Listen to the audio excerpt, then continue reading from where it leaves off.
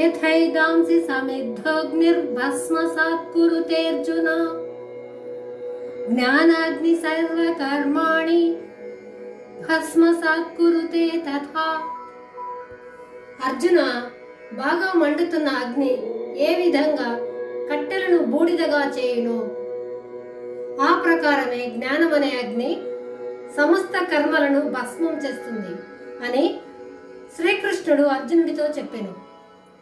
జ్ఞానమును అగ్నితో పోల్చి జ్ఞానము యొక్క మహిమను ఈ శ్లోకంలో వర్ణించడమైనది. దుఃఖరాహిత్యము జన్మరాహిత్యముతో కలుగును.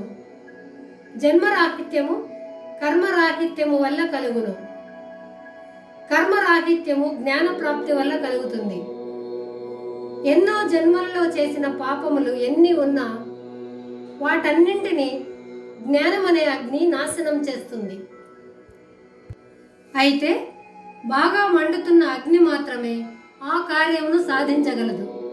కాబట్టి జ్ఞానమును పరిపూర్ణంగా పొందని వారికి కర్మ సంచయం దగ్ధం కాదు. కాబట్టి జనన మరణ రూపమైన కర్మఫలమును తప్పించుకోవాలంటే జ్ఞానమును తప్పకుండా సంపాదించుకొనవలనని ఈ శ్లోకం ద్వారా స్పష్టమవుతుంది.